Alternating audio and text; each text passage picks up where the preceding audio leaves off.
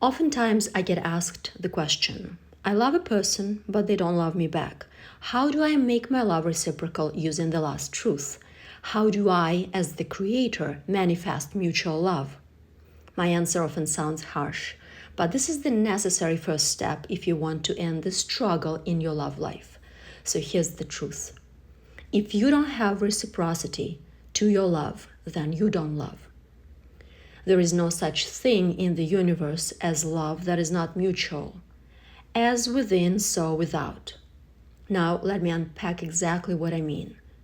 Because you may argue that all romantic relationships in their honeymoon phase, which psychologists call untrue because people don't really know each other yet, are true love because they're mutual during that phase. My answer is partially, or so it seems, and here's what I mean. Every merging with another is initiated by our desire to know unity and is subconsciously motivated by it. So we are driven by the inner impulse that is true love. The energy of love is there and it's real. It is what pulls us to each other. Now, the problem is that we don't understand that love cannot be experienced by connecting with something external. The illusion of experiencing love with someone else arises from us not knowing who we are. That love impulse is not sustained when it's taken outside of us and placed on a seemingly separate person. It just dies out, stopped by the programs of the ego mind, by the illusion of separation and our incorrect perception of self and others. But the impulse behind every attraction is the desire to feel and know love, truth, and unity, which are synonyms. It is a seed of love within all of us that almost never sprouts or becomes a grown tree of love. Instead, the seed starts to rot. The so-called bacteria of distorted perception and not knowing the last truth of who we are eventually just kill the seed. So when so-called love feels unmutual, it is not love but a symptom of a decay process, of the ego taking over. And what may have had the potential to become true love, that pure impulse to know love as self, was turned towards some external object, a person, and became the desire of the separated ego mind, which can never be fulfilled. A quote-unquote love that is non-reciprocal doesn't exist. Of course, two egos interacting without reciprocating surely does exist, and this is what we see all around us.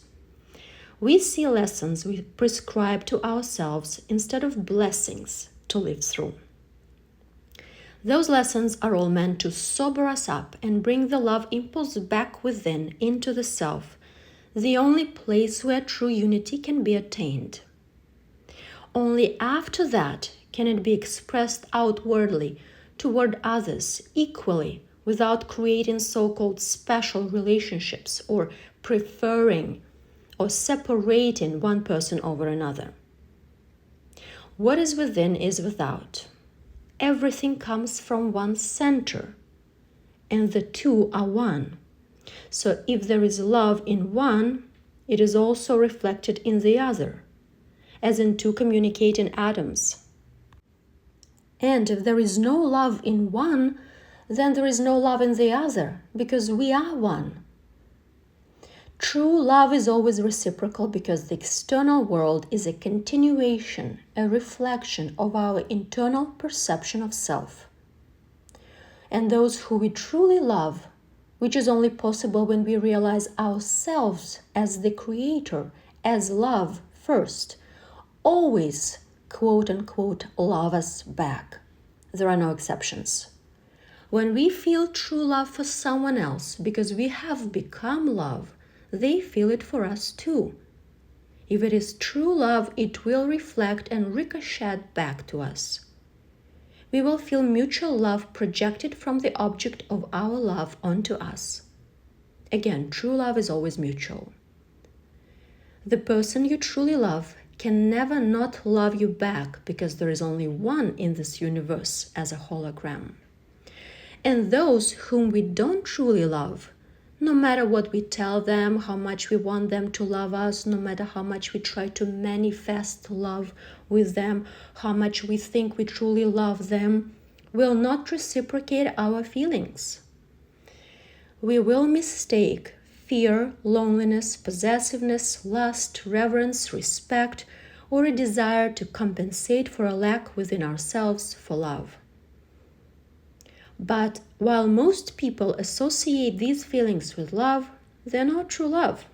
True love is possible only when a person knows themselves as source and as one with everything.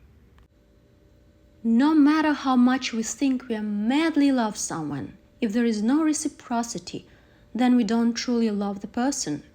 We are ruled by a neurotic desire to attain love from the outside. This means we also don't truly love or know ourselves, which is one and the same. If we suffer from unrequited love, we feel rejected or believe someone doesn't love us, our job is to look inward. We must understand what's happening within us. Once the illusion of the bouquet and candy period fades, and yes, this illusion can be powerful and feel mutual, it is revealed as two colliding illusions, two mirages attempting to become one. And this can never happen. And we are left with conflict and disappointment. We may wonder, what happened? It was so perfect. But it was never perfect. It was built on a mirage, and even perfect mirages dissipate. So this dynamic often leads to serious conflicts, reflecting inner imbalances within each person.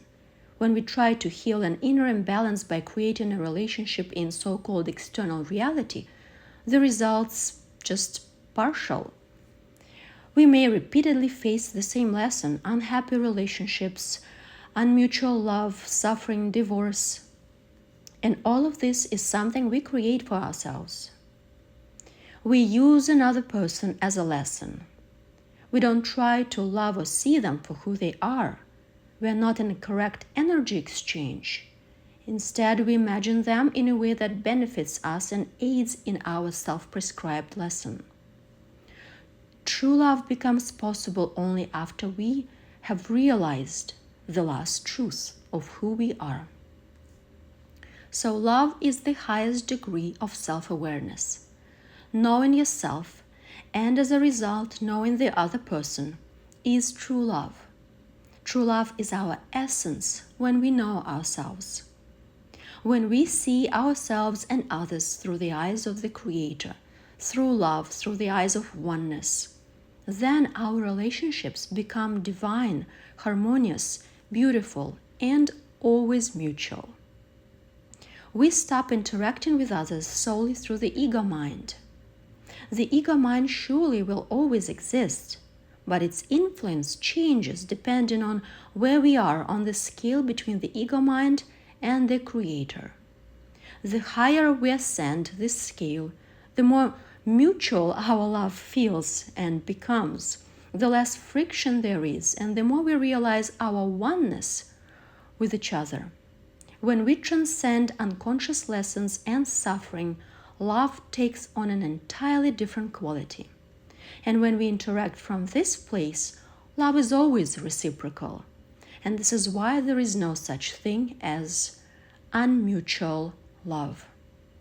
What is not reciprocal is not love. It is a lesson to yourself, a compensatory mechanism, a way of using another to heal something within yourself. And if you're honest and conscious, you will understand this.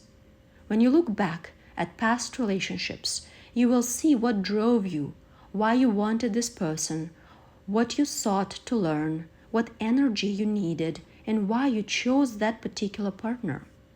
Once we become aware of the last truth and realize who we are, we give ourselves what we once thought we lacked. And when that happens, we will effortlessly create on the outside what is inside of us: harmony, truth, and true love.